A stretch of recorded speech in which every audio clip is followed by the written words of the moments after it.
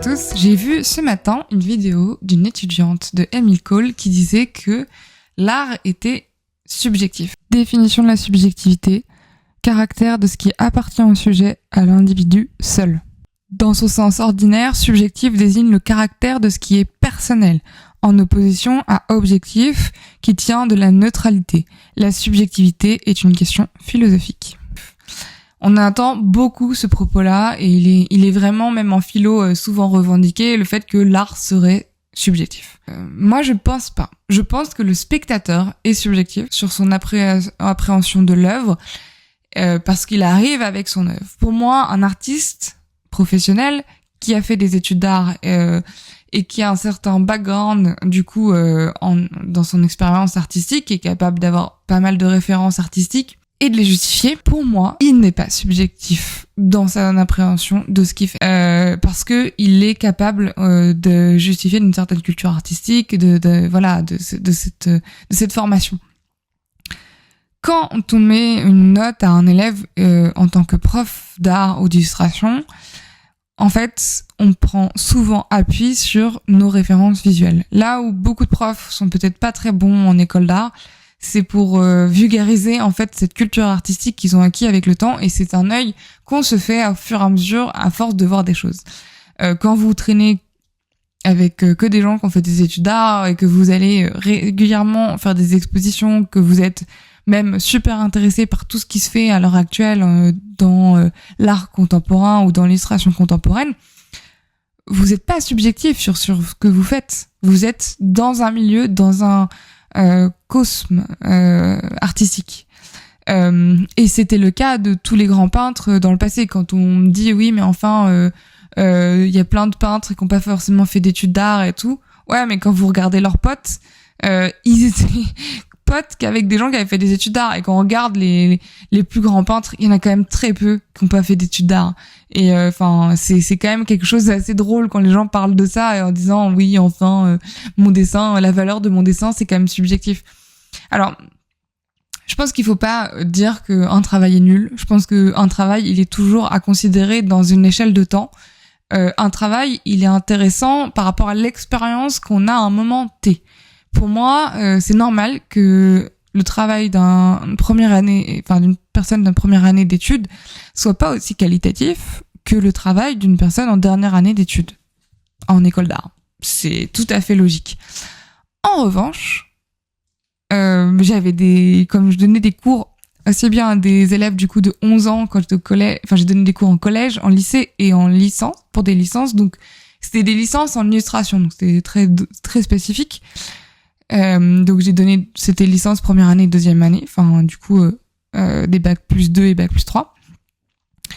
Je sais que ceux qui discutaient le plus de la subjectivité artistique, c'était les collégiens et les lycéens qui parfois me donnaient des crottes, ce qu'ils avaient fait comme ça en vite fait sur leur dessin, et ils me disaient mais madame, l'art est subjectif. Alors moi je leur disais non.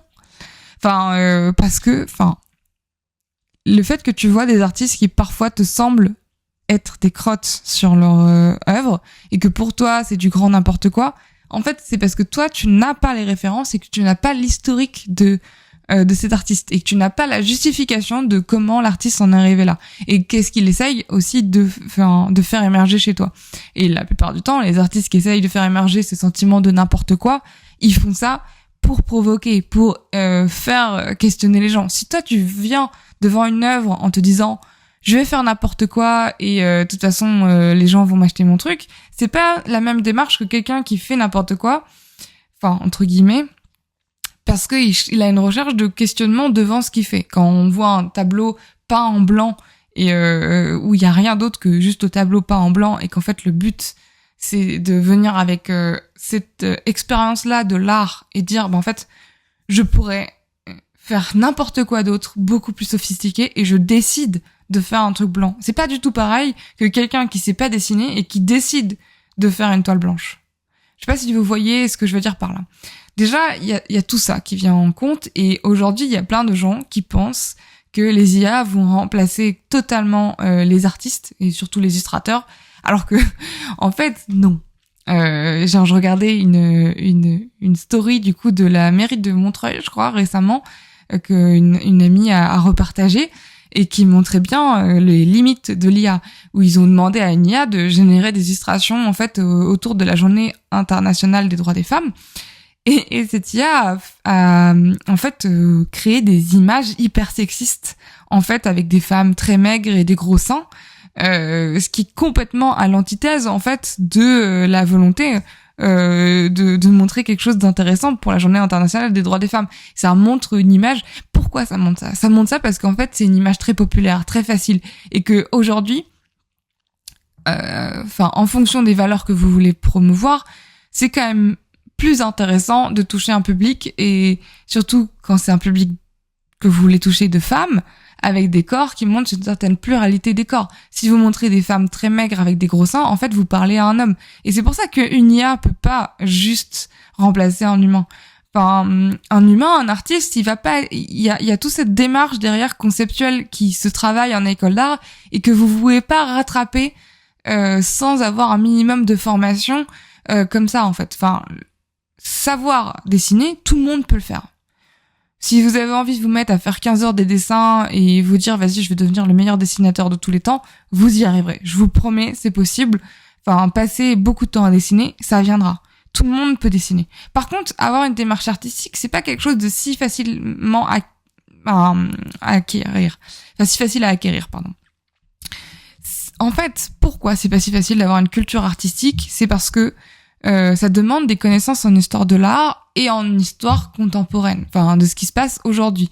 L'histoire de l'art, ça ne s'invente pas. Si vous n'avez pas eu de cours d'histoire de l'art, vous ne pouvez pas inventer l'histoire de l'art. Et c'est pas parce que vous connaissez 3 refs, genre Picasso, je sais pas, Klimt, que vous êtes doué dans les références artistiques. Par exemple, vous avez l'histoire de l'art. Bon, il y a l'histoire, il faut aussi connaître les références contemporaines, mais déjà, si vous n'êtes pas capable de connaître bien l'histoire de l'art actuel, c'est vrai que ça se sentira dans votre travail. Si vous refaites des choses qui existent déjà et que vous maîtrisez pas en fait les valeurs que vous êtes en train de promouvoir malgré vous dans votre style, parce que par exemple, moi ce que je disais beaucoup à mes étudiants, parce que j'avais pas mal d'étudiants qui me disaient, mais pourquoi madame, en général dans les études d'art, ils aiment pas qu'on fasse du manga ou du Marvel, dans le style. Et moi je disais, mais parce que en fait, le problème, c'est pas le style manga ou Marvel, c'est que, déjà, pour le style manga, moi, je trouve qu'il y a une forme d'appropriation culturelle. Pour moi, le manga, c'est un art vraiment japonais. Et bon, après, si vous avez envie de faire une école manga, faites une école manga. Mais c'est vrai que, pour moi, vous ferez du mauvais manga en faisant une école d'art graphique en Europe. Enfin, allez jusqu'au bout de la démarche et comprenez complètement le manga. Mais faire du manga avec une appréciation finalement très cliché du manga, c'est pour moi pas une très bonne façon de faire du manga. Et je pense qu'il faut faire attention aussi aux valeurs qu'on envoie malgré soi dans ce qu'on fait. Par exemple, DC Comics, et les Marvel, c'est quand même à la base des illustrations qui étaient faites dans l'idée de promouvoir et de faire souvent la propagande aussi des États-Unis et de la société de consommation. Donc pourquoi vous choisissez ce style-là? Qu'est-ce que vous choisissez aussi de raconter? Moi, là, je voyais une personne qui m'envoyait un DM il y a quelques jours, qui fait des illustrations où c'est vraiment une copie de Margot Motin. Et bon, Margot Motin, elle peut être drôle, il y a des choses intéressantes dans ce qu'elle fait, mais c'est Margot Motin. Refaire du Margot Motin, qui est une énorme ref en illustration pour beaucoup de gens parce que c'est très populaire, très commercial. Enfin, ça n'a pas de sens. Enfin, faites quelque chose de nouveau. Faites quelque chose qui n'existe pas. Mais pour ça, il faut que vous vous intéressiez à ce qui existe en illustration contemporaine et ce qui a déjà été fait. Le problème, c'est que la plupart des gens veulent faire d'illustration en ayant 3 refs et pensent savoir faire d'illustration en n'ayant que 3 refs. Pour trouver son style, c'est vraiment un énorme travail d'investigation et de références culturelles qu'il faut acquérir.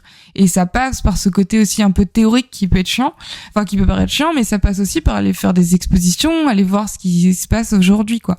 Et je pense que c'est important d'avoir conscience de la non-subjectivité, au contraire, de l'art. Pour moi, la personne qui est subjective, c'est le spectateur, pas l'artiste. L'artiste, il est au contraire très objectif sur ce qu'il fait. Et pour moi, un bon artiste, il est objectif dans le sens où il sait très bien et il maîtrise ce qu'il fait. Alors, il y a des artistes qui sont taiseux. Et ça, j'en ai souvent rencontré des artistes où on leur demande pourquoi ils font ça et ils ont pas forcément envie d'expliquer, alors que pourtant, quand je vois ce qu'ils font, je sais qu'ils ont vraiment les références, qu'ils ont fait une école, et ça se voit aussi qu'ils sont vraiment à jour ce qui se fait en illustration contemporaine aujourd'hui. Pas dans le sens où ils refont des choses qui existent déjà et qui copient, justement. Ils arrivent à avoir ce petit pas de côté qui fait que c'est eux, parce qu'ils sont conscients de ce qui est déjà fait en masse, en fait. Et si vous voulez avoir un style un peu original et qui se démarque, bah en fait, il faut avoir ce petit pas de côté. Et je pense que c'est ça aussi, du coup, que beaucoup de gens appellent la subjectivité de l'art. En fait, en réalité, pas tant que ça. C'est juste que c'est vrai que c'est pas évident à expliquer à des jeunes qui commencent, parce que souvent ça nécessiterait en fait de prendre chaque œuvre, d'aller chercher du coup la référence artistique à chaque fois qui est en fait au démarrage en fait du dessin ou l'illustration de la personne concernée et les démonter démonter avec elle pourquoi c'est pas une bonne ref par rapport à ce que la personne a envie de promouvoir comme valeur. Et je pense que c'est pour ça qu'aussi c'est important d'avoir des valeurs aussi dans ce que vous voulez dire. Et avant de commencer à faire des études, de faire de l'art, vous vous demandez qu'est-ce que vous avez vraiment envie de dire. Donc moi je sais que quand j'ai commencé à faire d'illustration, je me rappelle qu'en direction artistique pendant mon master, on nous faisait construire un peu notre identité de marque en faisant un tableau de valeurs. Quelles étaient les valeurs les plus importantes pour nous? Et moi j'avais mis en haut de mes valeurs, j'avais mis l'honnêteté et la bienveillance. Alors on m'avait dit c'est pas vraiment des valeurs et tout, mais j'entendais dans le sens où j'ai envie de parler de l'estime de soi et j'ai envie de parler le fait de pas être mieux ou moins bien et d'être dans la non hiérarchisation en fait de l'humain. J'avais envie de travailler sur cette estime de nous, de vous, de la mienne et je trouvais que c'était un sujet qui était passionnant et sans fin et je trouve que justement ce que j'ai écrit dans l'amour était beaucoup lié à cette histoire-là. Et je pense que si vous avez envie d'écrire des choses pertinentes et par rapport à tout ça, c'est pas mal de le voir comme ça et de le considérer sur cet angle-là. Je vous avoue que c'était vraiment un truc qui m'énervait énormément quand j'entendais mes étudiants me dire « Mais madame, l'art est subjectif !» Non, ton travail est nul, Jean-Michel. L'art n'est pas subjectif. C'est pas facile de t'expliquer en 1 heure pourquoi.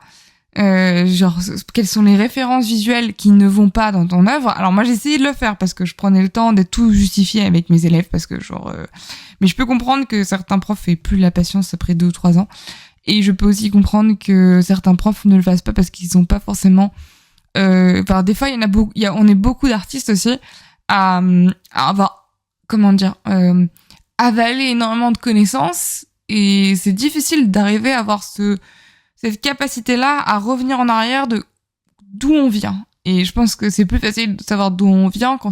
Après, attention, je ne dis pas que par nature le travail amateur est nul.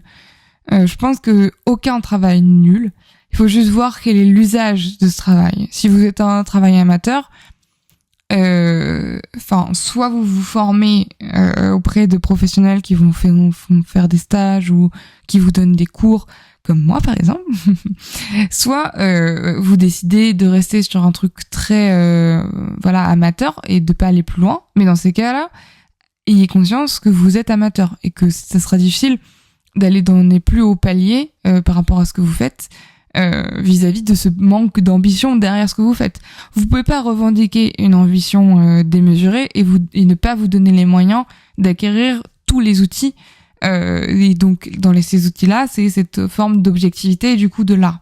Et pour acquérir cette forme d'objectivité de l'art, pour moi, il faut du coup avoir des connaissances artistiques. Mais j'ai tendance à penser que le savoir rend neutre, parce que en fait, on acquiert par la connaissance différents points de vue sur les choses, en ayant la connaissance historique. C'est la parenthèse sur la subjectivité. On est subjectif tant qu'on n'a pas de connaissances sur un sujet. En fait, le fait d'avoir des connaissances sur un sujet, ça permet d'avoir d'autres points de vue sur le sujet. Plus on a de points de vue sur le sujet, plus on a de connaissances sur le sujet, plus on devient objectif et donc neutre. Mais après, bien sûr qu'on continue d'avoir une forme de subjectivité. Donc, ce que je dis est quand même à prendre avec des pincettes dans l'idée que il y a quand même un petit peu de subjectivité et par le fait qu'on a une personnalité, on a intégré dans un milieu, dans une façon de voir le monde, par notre biais cognitif, par notre façon de voir le monde. Et forcément, moi je vais pas raconter la même chose dans mon travail que mon voisin. Enfin, et je vais pas avoir la même représentation de l'art par mon expérience, parce qu'il y a des gens qui vont détester l'art parce que je sais pas, ils avaient une prof d'art plastique méchante, et moi je vais peut-être adorer l'art parce que c'est pas tout c'est vrai, parce que j'avais un super prof d'art plastique à un moment. Enfin voilà, c'est des choses qui peuvent avoir une subjectivité dans notre appréhension de l'art, mais il reste quand même un point, c'est que je pense que plus on sait de choses sur un sujet et plus on devient objectif sur ce sujet. Et je crois qu'il y a un truc qui m'énerve de fou avec les gens qui viennent me parler en DM, genre viens suivre mon compte Insta de BD et comme la dame qui faisait la copie de Margot Motin. C'est que il y a plein de gens qui sont dans ce phénomène qu'on appelle le Dunning-Kruger effect. C'est qu'ils sont au plus bas de fait de leur connaissance dans le domaine artistique. Plus bas. Ils ont un tout petit peu monté au début parce que le Dunning-Kruger effect, je vais mettre le graphique, c'est un truc où quand on commence à avoir des connaissances, on a l'impression qu'on sait tout sur tout et qu'on est hyper objectif sur notre niveau et sur ce qu'on vaut. Alors qu'en fait, on commence tout juste à avoir des connaissances, mais pas assez pour avoir une vision globale du domaine. Et en fait, c'est souvent le truc qui est le plus énervant quand on commence à avoir des connaissances dans un domaine, c'est quand on voit les gens qui sont sur le Dunning-Kruger effect au pic du mont stupide, où ils pensent savoir des choses alors qu'en fait ils sont qu'au début des connaissances qu'ils savent, et ils vont parfois rester très longtemps sur ce pic par un sentiment de parce qu'ils vont pas progresser, en fait ils vont pas avoir d'apprentissage, donc eux ils évoluent pas. Et c'est pour ça que les écoles d'art pour moi sont importantes, parce que ça permet d'avoir une forme de remise en question sur ce qu'on fait. Et je pense que le problème de beaucoup d'autodidactes, c'est que souvent il n'y a pas assez de remise en question et l'apprentissage il stagne à un moment, et souvent au pic du mont stupide, comme sur le Dunning-Kruger effect. Et c'est pour ça que je crois fermement à la formation dans ce domaine-là, parce que les gens qui pensent que c'est un truc que ça viendrait comme ça de manière innée, c'est faux. En fait, moi je peux vous prouver par A plus B tout ce que vous voulez en discussion si ça vous intéresse, pourquoi en fait il y a vraiment besoin d'une formation, et vous verrez si vous prenez un cours avec moi, j'en ai des choses à vous dire. En fait, on dit que l'art est subjectif parce qu'il est inhérent à votre culture personnelle en tant que spectateur à chaque fois que vous regardez une œuvre. Il n'est pas subjectif par le fait que l'artiste a une culture artistique qui est plutôt objective, dans le fait où il a une formation qui est en principe assez commune aux autres artistes. Voilà. Non, je ne pense jamais que le travail de quelqu'un est nul. Au contraire. Je pense que des fois, c'est difficile de juger. Je pense que quand un prof vous dit que votre travail est nul, c'est lui qui est vraiment nul. Parce qu'un bon prof, il doit être capable de vous expliquer pourquoi votre travail ne fonctionne pas. Et quand je disais c'est nul, non, c'est jamais nul. C'est pas assez référencé, c'est pas assez... mais la plupart du temps, moi je répétais tout le temps à mes étudiants, vous manquez de culture visuelle. Et c'est toujours le problème d'énormément de gens, c'est vous manquez de culture visuelle. Allez voir des choses, continuez. Même moi, je continue parce que je sais que je n'aurai jamais assez de culture visuelle. Et faut tout le temps être au courant de tout ce qui se passe. Et pour ça, les réseaux sociaux sont une bonne chose, c'est qu'on voit tout le temps, on est tout le temps nourri par des images.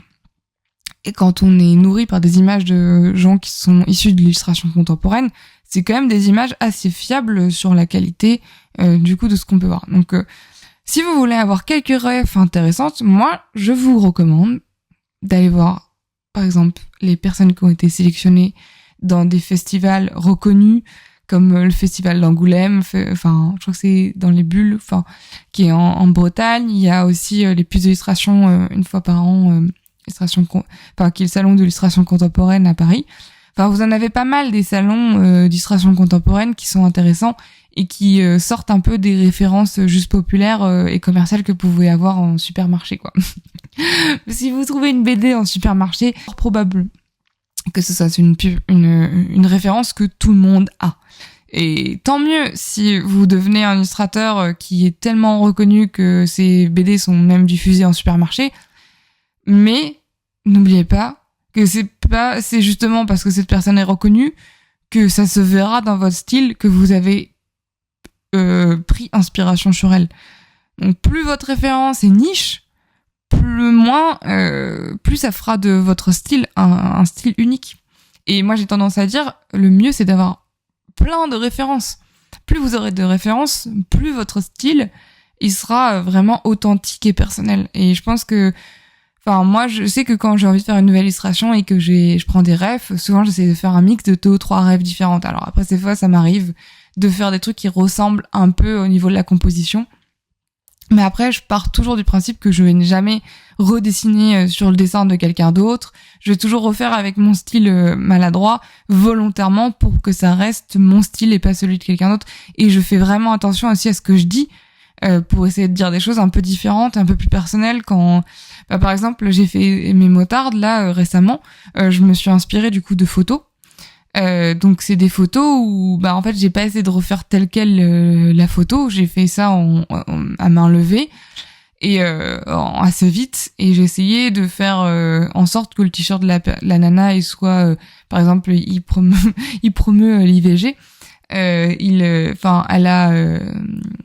porte un t-shirt assez large. La deuxième, elle a un peu de bidou, parce que je voulais montrer la pluralité aussi des corps féminins et la beauté qu'il y a aussi dans le fait d'avoir des formes et pas des seins forcément ronds et comme ceux qu'on voit sur les Barbie. Voilà, c'est un peu l'idée de montrer autre chose, et donc les valeurs qui sont derrière, elles sont dans ce que je raconte, elles sont là. Et je voulais que cette moto, elle représente aussi ce côté émancipatoire, et j'ai cherché cette référence de femme motarde, bikeuse, parce que j'aimais beaucoup le côté c'est pas un hobby normalement de nana. Enfin, on voit toujours des bikers chauves là avec plein de tatouages et une grosse barbe, et on voit moins de bikeuses femmes, même s'il y en a. Et donc je trouvais que c'était cool comme référence, mais voilà, c'est ça. Enfin, je dis pas que je sais tout et que je suis parfaite et que tout ce que j'envoie comme message sont parfaits, parce que je pense que dans le côté biker, il y a aussi le côté pollution, et par exemple, dans mon illustration, j'ai mis une ref une pompe à essence américaine. Bon, je suis pas pour le fait qu'on ait des transports qui polluent, évidemment, mais l'idée, c'était plus cette image, en fait, d'aller à l'encontre de ce qu'on attend des femmes et d'aller dans des formes aussi de voyage, côté initiatique. Et moi, je me suis dit aussi, j'achèterai jamais une Harley Davidson, j'irai jamais faire le tour du monde en Harley. Mais par contre, en illustration, imaginez que je suis un personnage, on me met à la place de personnages qui font de la moto et traversent des États comme les États-Unis. Je trouvais ça assez cool comme idée, surtout que c'est un peu à l'encontre de ce qui se passe en ce moment aux États-Unis avec toutes ces lois qui sont plus restrictives pour les femmes, notamment le droit à l'IVG, et c'était vraiment ça que j'avais envie de mettre derrière ce que je faisais. Après voilà, comme je vous dis, c'est pas parfait, et ce que je fais non plus, je dis pas que je sais tout et que j'ai la science infuse. Je dis juste j'avais juste envie de faire ce coup de gueule sur la subjectivité de l'art, parce que ça me casse les pieds, et ça m'a cassé les pieds pendant 4 ans, 3 ans. Ouais, plus, peut-être 3-4 ans, du coup, d'entendre ce genre de discours tout le temps en boucle et qui sont faux, en fait. Parce que du coup, il y avait des élèves qui venaient vraiment avec un gribouillis mal fait et qui me disaient, mais c'est subjectif, là. Non, c'est pas parce que tu fais de la merde que c'est bien, en fait. C'est pas parce que tu décides de faire un croquis moche, pour dire que c'est de l'art, en fait. Les dessins d'enfants, sont-ils de l'art? C'est une vraie question. Moi, je pense que les dessins d'enfants sont de l'art pour les parents, pour les personnes à qui ils s'adressent, parce que ça montre l'évolution de l'enfant. Mais si vous recevez un dessin d'enfant d'une personne que vous ne connaissez pas et sans aucun contexte, sans historique, ce dessin n'a pas vraiment de valeur pour vous. Enfin, moi, si je dis pas, il y a des choses qui sont intéressantes dans les dessins d'enfants qui sont très naïfs, il y a une histoire des fois qui est très intéressante à avoir. Et je pense que parfois dans cette naïveté, ça raconte beaucoup aussi. Donc c'est pas inintéressant les dessins d'enfants non plus, mais c'est vrai que voilà, c'est juste je trouve qu'un dessin d'adolescent gribouillé comme un dessin de 3 ans, ça n'a pas du tout le même intérêt. Je trouve que il y a quelque chose dans le fait que l'enfant, il a pas la capacité cognitive encore à faire mieux que ce qu'il nous propose. et du coup il est dans sa limite, il fait ce qu'il peut pour exprimer quelque chose et nous on essaye d'interpréter avec notre visage d'adulte, avec notre subjectivité d'adulte, et c'est là où c'est vraiment intéressant comme réflexion. Donc voilà, je vais m'arrêter là. Mais c'est un sujet que je reprendrai peut-être dans d'autres vidéos parce que je trouve ça vraiment intéressant. Et j'espère que cette vidéo vous a plu sur ce petit coup de colère rapide. Merci d'avoir regardé jusqu'au bout et j'espère que vous n'allez pas me trouver jugeante ou... Enfin voilà, j'essaye de rester quand même à ma place par rapport à mes connaissances et par rapport à ce que j'ai donné comme cours. Et juste, je trouve que c'est aussi plus valorisant dans le travail, dans son travail personnel, de se rendre compte que on n'est pas mieux ou moins bien qu'une autre personne, on a juste à travailler. Et moi, je trouve que le travail, dans le milieu artistique, c'est quelque chose de très rassurant aussi, parce que moi, j'étais très inquiète de ça au début de mes études. Je me disais, j'ai pas de talent. Enfin, j'ai l'impression que tous les gens ont talent et sont pris aux arts déco, dans des super écoles et tout ça. Et moi, je me disais, j'ai pas de talent. J'arrive pas, on reconnaît pas ce que je fais. Et en fait, on commence à reconnaître mon travail parce que j'ai travaillé et que je suis allée voir des références, parce que j'ai décidé de tout faire pour acquérir cette valeur, et elle peut venir avec le temps. Et c'est pas parce que vous l'avez pas à un moment qu'elle ne viendra pas. Et je pense que c'est vachement plus rassurant de savoir que en travaillant, vous allez y arriver. Je vous le promets. Merci d'avoir écouté jusqu'au bout et à très vite.